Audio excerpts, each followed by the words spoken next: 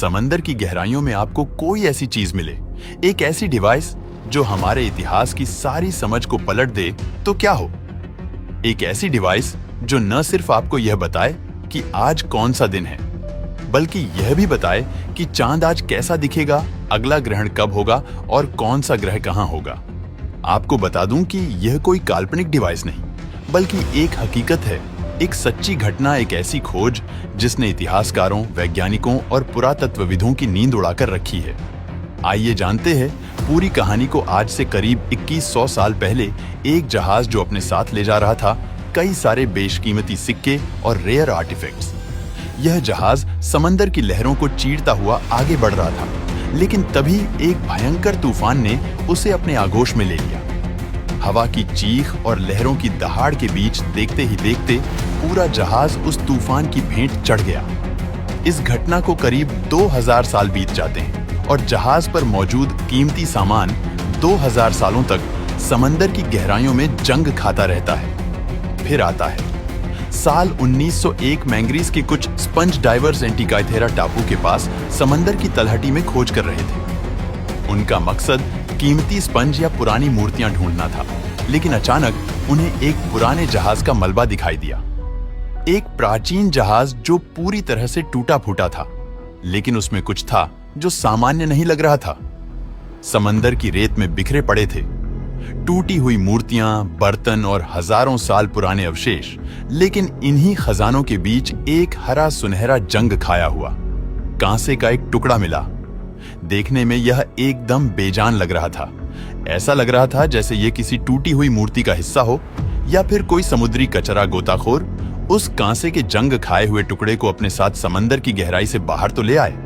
लेकिन बाद में किसी ने भी उस पर ध्यान नहीं दिया, ना ही गोताखोरों ने और ना ही संग्रहालय वालों ने। उसे बाकी चीजों के साथ एक बॉक्स में डाल दिया गया, जैसे हम पुराने कबाड़ को डस्टबिन में रख देते हैं। लेकिन इतिहास को बदलने वाली चीजें अक्सर यूं ही अनदेखी रह जाती हैं। लेकिन इस बार कुछ अलग होता है। इस बार इतिहास अपने रहस्यों को खोलना चाहता था। कुछ ही महीनों के बाद मई 1902 में एक ग्रीक पुरातत्वविद वलेरियस स्टेज इस जंग लगे टुकड़े को देख रहे थे। तभी अचानक उन्होंने उसमें कुछ ऐसा देखा जिसे देखकर वह चौंक उठे।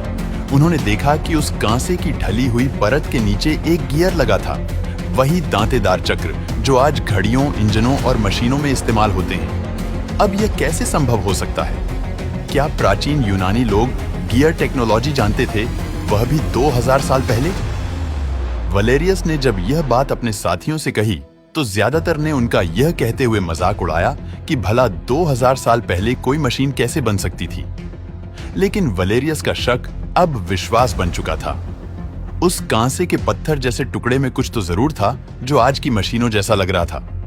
शुरुआत में कुछ लोगों ने सोचा शायद यह कोई एस्ट्रोलॉजिकल क्लॉक रही होगी या कोई नाविकों का दिशा बताने वाला यंत्र रहा होगा। लेकिन जब उन गियर्स को ध्यान से देखा गया तो उनका जाल इतना जटिल था जिससे यह साफ हो रहा था कि यह कोई भी सामान्य उपयोग की चीज नहीं हो सकती। लेकिन यह वास्तव में क्या था, यह जान पाना बड़ा ही मुश्किल था, क्योंकि समस्या यह थी कि इस यंत्र की हालत बहुत ज्यादा खराब थी। यह पूरी तरह से टूटा हुआ था। समुद्र में सदियों तक रहने की वजह से यह दर्जनों टुकड़ों में बिखर चुका था और वलेरियस के पास उस समय ऐसी कोई तकनीक नहीं थी जिससे इसके अंदर झांक कर देखा जा सके कि इसके अंदर आखिर क्या है। साल दर साल समय गुजरता जा रहा था। अब किसी का भी ध्यान इस डिवाइस पर नहीं जा रहा था, क्योंकि दुनिया को युद्ध लड़ने से फुर्सत ही नहीं थी। पहला विश्व युद्ध हुआ और उसके बाद दूसरा विश्व युद्ध छिड़ गया, जिससे पूरी दुनिया में राजनीतिक उथल-पुथल हो गई। पूरे विश्व में आर्थिक तंगी आ गई और रिसर्च के लिए संसाधनों की कमी हो गई, जिससे कई दशकों तक यह यंत्र बस एथेंस के राष्ट्रीय संग्रहालय में एक कोने में पड़ा रहा। कोई किताबों में उसका जिक्र नहीं करता। लेकिन साल 1950 के दशक में जब दुनिया एक बार फिर विज्ञान में तेजी से आगे बढ़ रही थी, तब इस यंत्र पर फिर से ध्यान गया। एक ब्रिटिश वैज्ञानिक और इतिहासकार थे, डेरिक जॉन डी सोला प्राइस, जो कि येल यूनिवर्सिटी में प्रोफेसर थे। उन्होंने एक दिन एंटीकाइथेरा मैकेनिज्म से जुड़े पुराने दस्तावेजों को देखा, जिसके बाद उनका चैन बैन सब भंग हो गया। कुछ तो था उस मशीन में जो उन्हें चैन से बैठने नहीं दे रहा था। उस एक रहस्यमय कांसे के टुकड़े ने उनके अंदर एक आग जला दी, एक ऐसा जुनून जिसने उन्हें सालों तक इस मशीन की गहराई में झांकने पर मजबूर कर दिया। लेकिन सवाल यह था कि इतनी नाजुक सी चीज को खोले बिना इसका अंदरूनी ढांचा कैसे देखा जाए। डेरेक प्राइस ने इस डिवाइस की गुत्थी को सुलझाने के लिए एक ग्रीक न्यूक्लियर वैज्ञानिक चारालाम्पोस काराकालोस के साथ मिलकर इस रहस्य को सुलझाने का विचार बनाया। साल था 1970 और दोनों ने इस प्राचीन डिवाइस के अंदर झांकने की एक नई तकनीक अपनाई, एक्सरे और गामा रे इमेजिंग। एक्सरे और गामा रे के द्वारा यह पहली बार था जब इस मशीन के अंदरूनी हिस्सों को बिना तोड़े देखा जा रहा था, और जो सामने आया उसने विज्ञान की नींव हिला दी। इसके अंदर से करीब 30 गियर्स, जिनमें कुछ इतने बारीक थे कि उनमें सैकड़ों दांत थे, और हैरानी की बात यह थी कि हर एक दांत सटीकता से कटा हुआ था। इसके अंदर गियर्स के अलावा दिखे कुछ केंद्रीय डिस्क, एक्सेल्स और ऐसे रोटेटिंग डायल्स जो शायद सूर्य, चंद्रमा और ग्रहों की गति को दर्शाते थे। इस डिवाइस के कुछ टुकड़ों पर यूनानी भाषा में नंबर लिखे हुए थे, जैसे 1976 223। इन नंबरों को देखकर इतिहासकारों के कान खड़े हो गए, क्योंकि यह नंबर महज अंक नहीं थे। यह थे मेटोनिक साइकिल और सारोस साइकिल के संकेत। दरअसल यह खगोलीय चक्र थे जिनकी मदद से हजारों साल पहले लोग ग्रहणों की भविष्यवाणी किया करते थे। मेटोनिक साइकिल लगभग 19 सौर वर्षों का एक चक्र है, जिसमें चंद्रमा के चरण यानी लूनर फेज और तिथियां फिर से समान क्रम में आने लगते हैं। इसका मतलब है कि 19 वर्षों बाद चंद्रमा की तिथि, स्थान और चरण लगभग वैसी ही होती है जैसी 19 साल पहले थी। इसे एक उदाहरण से समझिए। मान लो अगर आज पूर्णिमा है तो आज से 19 सालों के बाद सेम उसी तारीख को फिर से पूर्णिमा होने की बहुत अधिक संभावना होगी। वहीं सारोस साइकिल लगभग 18 वर्ष 11 दिन और 8 घंटे की होती है, जिसके बाद सूर्य और चंद्र ग्रहण एक ही क्रम में फिर से होते हैं। अब यह बात साफ हो गई थी कि यह डिवाइस कोई घड़ी नहीं थी, बल्कि यह एक खगोलीय मशीन थी। एंशिएंट ग्रीक्स न सिर्फ इन चक्रों को जानते थे, बल्कि उन्होंने उन्हें गियर्स में ढाल दिया था।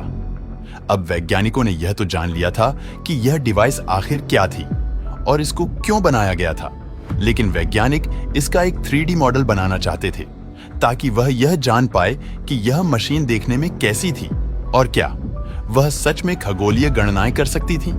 लेकिन इसमें एक बहुत बड़ी समस्या थी, वह यह कि यह मशीन 82 टुकड़ों में टूटी हुई थी।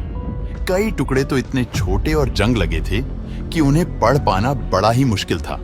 इसके अलावा सबसे बड़ा सवाल यह था कि कौन सा गियर किस डिस्क से जुड़ा था, उनका अनुपात क्या था, इन गियर्स ने खगोलीय गतियों की नकल कैसे की। लेकिन साल 1990 के दशक में एक और जुनूनी शोधकर्ता माइकल राइट ने इस डिवाइस की अधूरी खोज को आगे बढ़ाया। माइकल राइट ने इस डिवाइस को स्कैन करने के लिए 3D एक्स-रे टोमोग्राफी और CT स्कैन का सहारा लिया और उसे और भी विस्तार से समझा। राइट ने अपनी खोज में दिखाया कि जैसा इस मशीन के बारे में पहले सोचा गया था, यह मशीन उससे भी कहीं ज्यादा जटिल थी। राइट के मॉडल से पता चला कि इस मशीन में मरकरी, वीनस, मार्स, जुपिटर और सैटर्न, इन 5 प्राचीन ग्रहों के लिए डिस्प्ले प्लेट्स भी मौजूद थी। यानी यह मशीन सिर्फ चंद्र और सूर्य नहीं, बल्कि पूरा ग्रह मंडल दिखाने वाला एक यंत्र था। 1990 के अंत और 2000 के शुरुआती वर्षों में अब एक बात तो तय हो चुकी थी कि एंटीकाइथेरा मैकेनिज्म कोई साधारण घड़ी नहीं, बल्कि एक पूर्ण रूप से काम करने वाला एनालॉग कंप्यूटर था। इसका केंद्र शायद पृथ्वी को दर्शाता था, जैसा कि प्राचीन यूनानी मानते थे। ग्रह उसके चारों ओर घूमते दिखाई देते थे, और जब कोई ऑपरेटर साइड वाला हैंडल घुमाता तो यह मशीन अलग अलग गियर्स के जरिए ग्रहों की स्थिति, चंद्रमा की अवस्था और कैलेंडर की तारीखें दर्शाती। खोजकर्ताओं ने देखा कि इस डिवाइस में 3400 से ज्यादा यूनानी अक्षरों में लिखे हुए शब्द लिखे हुए हैं और एक छुपा हुआ इंस्ट्रक्शन मैनुअल, जिसमें यह बताया गया है कि इस डिवाइस को किस तरह से इस्तेमाल करना है। अब सवाल यह आता है कि इतने उन्नत किस्म की मशीन को आज से 2000 साल पहले किसने बनाया था, जो आज भी एक रहस्य बना हुआ है। दोस्तों, वीडियो पसंद आया हो तो लाइक और शेयर करें।